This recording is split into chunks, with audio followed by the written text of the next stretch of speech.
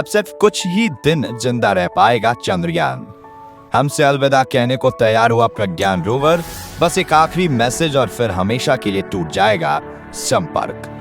दोस्तों, चंद्रयान 3 मिशन हमारी space agency ISRO और पूरे भारत के लिए इतना कामयाब रहा है कि हमें बताने की जरूरत नहीं है। इसकी बदौलत पूरी दुनिया में भारत का नाम रोशन हुआ है और इसने हमारी स्पेस एजेंसी इसरो को भी एक नया मुकाम दिलाने में मदद की है। लेकिन अब ये मिशन अपने समापन की ओर बढ़ चुका है। इसका मतलब ये है कि चंद्रयान 3 जल्दी ही हमें अलविदा कहने वाला है। जी हाँ, आपने बिल्कुल सही सुना। हमारा प्यारा चंद्रयान अपना काम पूरा करके हमें हमेशा के लिए गुड बाय कह देगा।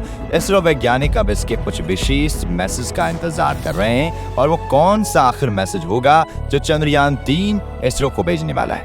इसरो चीफ एस सोमनाथ ने इस मिशन को लेकर क्या बड़ी बात कही है और ऐसी क्या वजह है कि सभी भारतीयों की भावनाओं से जुड़ा चंद्रयान 3 को अब ना चाहते हुए भी हमेशा हमेशा के लिए अलविदा कहना पड़ेगा, और क्यों चंद्रयान अपना काम पूरा करके वापस धरती पर नहीं आ पाएगा। ये सब कुछ आज हम आपको बताने वाले हैं, इसलिए वीडियो में अंत तक बने रहिए। दोस्तों, 23 अगस्त 2023 के दिन हमारे चंद्रयान 3 ने चांद के दक्षिणी ध्रुव पर सुरक्षित रूप से लैंड किया था और उसके बाद से ही विक्रम लैंडर व प्रज्ञान रोवर चांद पर रिसर्च का काम निपटाने में लगे हुए हैं। आपको बता दें कि इनका यह काम अब खत्म होने जा रहा है और इसी के साथ ये मिशन भी पूरा हो जाएगा। इसका सीधा सीधा मतलब यह है कि चंद्रयान 3 अब हमसे अलविदा कहने की तैयारी कर रहा है। अब यह खबर सुनकर बहुत से लोगों के मन में यह सवाल उठ रहा होगा कि इसरो वैज्ञानिक चंद्रयान को वापस पृथ्वी पर क्यों नहीं लेकर आ रहे हैं। इसका जवाब हम आपको देंगे, लेकिन उससे पहले चलिए हम एक आखिरी बार इस सफर के बारे में शुरुआत से जानते हैं।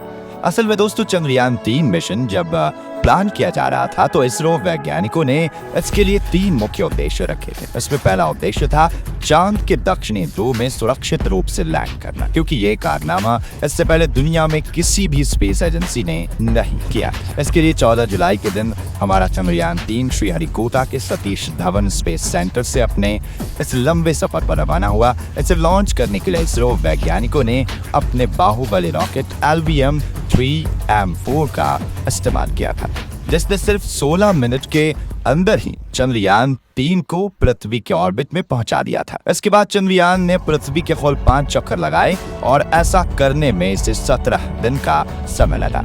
इस तरह पृथ्वी का ऑर्बिट पूरा करने के बाद 1 अगस्त को इसे ट्रांसलूनर ऑर्बिट में डाला गया और यहाँ से इसका पृथ्वी को छोड़कर चांद की तरफ बढ़ने का सफर शुरू हुआ। 5 दिन इसी ट्रैक पर आगे बढ़ने के बाद चंद्रयान को लूनर ऑर्बिट यानी कि चांद की कक्षा में डाल दिया गया। फिर पृथ्वी की तरह ही इसने चांद के भी 5 चक्कर लगाए। हालांकि इस बार इसका ऑर्बिट बड़ा होने की जगह छोटा होता गया और ऑर्बिट करते हुए यानी चांद के चक्कर लगाते हुए चांद के करीब आ गया। 5 ऑर्बिट पूरा करने के बाद 17 अगस्त के दिन प्रोपल्शन मॉड्यूल और लैंडर मॉड्यूल को एक दूसरे से अलग किया गया और लैंडर मॉड्यूल आगे की तरफ अकेला ही निकल गया, जबकि प्रोपल्शन मॉड्यूल आज भी चांद के उस 100 किलोमीटर के ऑर्बिट में चक्कर लगा रहा है। इसके बाद विक्रम लैंडर की डी ऑर्बिटिंग स्टार्ट हुई और गोल गोल घूमते हुए चांद की सतह की तरफ वो बढ़ने लगा। 2 बार डी ऑर्बिटिंग करने के बाद विक्रम लैंडर ने अपनी लैंडिंग साइट को खोजा और फिर तेजी से इसने फ्री फॉल करते हुए उसकी तरफ नीचे आना स्टार्ट किया।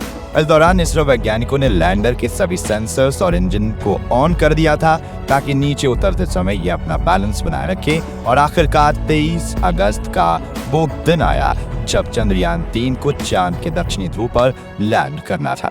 और जैसा इसरो ने प्लान किया था बिल्कुल उसके मुताबिक चलते हुए शाम करीब 6:03 पर विक्रम लैंडर सफलतापूर्वक नीचे उतर गया। इसरो समेत पूरे भारत के लिए एक ऐतिहासिक पल था। यहाँ तक कि पीएम मोदी ने खुद वीडियो कॉल करके सभी वैज्ञानिकों को इस सफलता की बधाई दी और इस दिन को भारत का नेशनल स्पेस डे घोषित कर दिया। लेकिन जैसा कि हमने बताया प्लान के अनुसार अब इस मिशन का सिर्फ पहला उद्देश्य ही पूरा हुआ था और इसके बाद दूसरा उद्देश्य था प्रज्ञान रोवर का सफलतापूर्वक बाहर निकलना और चांद की जमीन पर यहाँ वहाँ घूमकर डेटा कलेक्ट करना। यह दूसरा उद्देश्य पूरा करने में वैज्ञानिकों को बिल्कुल परेशानी नहीं हुई, क्योंकि लैंड करने के सिर्फ 4 घंटे बाद ही प्रज्ञान रोवर को लैंडर से बाहर निकाल दिया गया था और इसके सभी सिस्टम एकदम सही तरीके से काम कर रहे थे। इसकी जानकारी खुद इसरो ने ट्वीट करके दी थी। इसके साथ ही एक वीडियो भी शेयर की गई थी जिसमें प्रज्ञान रोवर विक्रम लैंडर के अंदर से बाहर निकलता हुआ नजर आ रहा था। तो इस तरह मिशन के 2 उद्देश्य पूरा होने के बाद अब बारी थी तीसरे उद्देश्य की, तो था चांद के अंधेरी दुनिया में रिसर्च करना। और पिछले 10 दिनों से प्रज्ञान रोवर व विक्रम लैंडर मिशन के इसी आखिरी काम को निपटा रहे हैं। दरअसल इसरो के वैज्ञानिक चांद के इस इलाके के मौसम, यहाँ की हवा, मिट्टी, चट्टान और यहाँ आने वाले भूकंप पर रिसर्च करना चाहते हैं, ताकि चांद के बारे में हमारी जानकारी और ज्यादा बढ़े और साथ ही इससे कुछ नए रहस्य भी उजागर हों। इसरो वैज्ञानिक यह काम केवल चांद पर दिन के समय ही कर रहे हैं और अब जैसे ही रात होगी तो हमारा सिस्टम डिस्चार्ज हो जाएगा। इसलिए वैज्ञानिकों के पास रिसर्च का ये काम पूरा करने के लिए सिर्फ 14 दिन का समय था, जो एक लूनर डे यानी कि चांद के एक दिन के बराबर होता है। इसी कारण वैज्ञानिक अपना काम चांद पर दिन रहते ही निपटा लेना चाहते हैं, क्योंकि रात में यहाँ तापमान -248 डिग्री तक चला जाता है, जिसमें कोई भी उपकरण काम नहीं कर पाएगा। तो इस हिसाब से 5 या 6 सितंबर के दिन तक प्रज्ञान रोवर और विक्रम लैंडर को जैसे तैसे करके अपना ये काम निपटाना होगा और फाइनल रिपोर्ट सबमिट करके हमारा प्यारा चंद्रयान हमसे हमेशा के लिए अलविदा कह देगा। जैसा कि हमने आपको बताया, अपना काम खत्म करने के बाद यह इसरो को एक आखिरी मैसेज भेजेगा, जिसके बाद शायद हमें चंद्रयान का कोई मैसेज रिसीव नहीं होगा। दरअसल दोस्तों, इसका कारण ये है कि चंद्रयान 3 इसरो का 1 डे और 1 वे मिशन है। इसका मतलब ये है कि वैज्ञानिकों ने इसे चांद पर पहुंचने और वहां एक लूनर डे रिसर्च करने वो तो इस मिशन में शामिल किया, लेकिन चांद से वापस लौटना या वहां से कोई सैंपल लेकर धरती पर आना इनके प्लान का हिस्सा नहीं है। वैज्ञानिकों को पहले से ही मालूम था कि काम पूरा होने के बाद विक्रम लैंडर और प्रज्ञान रोवर हमेशा के लिए चांद की अंधेरी दुनिया में ही रह जाएंगे।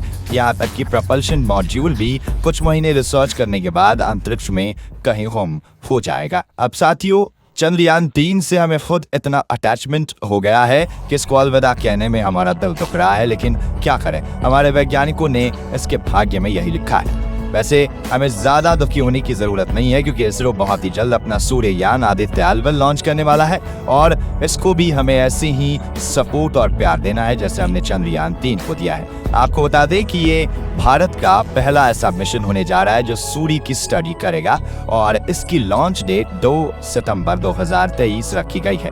इतना ही नहीं, इसके बाद भी इसरो ने आगे इसके कई मिशन प्लान किए हैं जिन पर तेजी से काम चल रहा है, जैसे एक्सपोसैट, निसार और एक्सपार्डेक्स।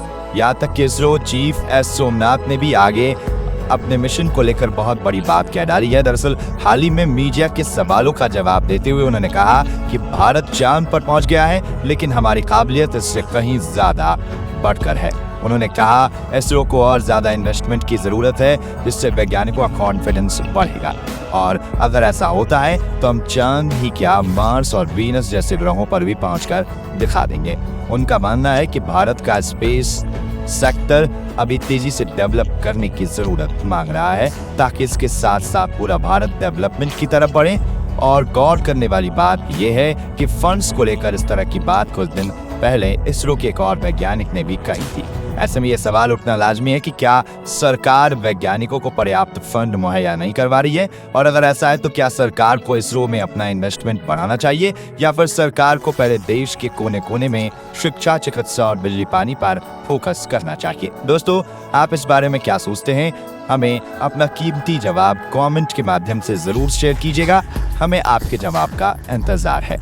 बाकी हमारी आज की इस वीडियो में बस इतना ही। वीडियो अच्छी लगी हो तो इसे लाइक और शेयर जरूर करना, और अगर आप हमारे फेसबुक पेज पर नए हैं तो पेज को फॉलो भी जरूर करें, और हाँ, हमारे चैनल को जरूर सब्सक्राइब करें, इसको बिल्कुल भी ना भूलें। और मिलते हैं एक और इंटरेस्टिंग और इन्फॉर्मेटिव वीडियो में आगे। तब तक के लिए गुड बाय, जय हिंद।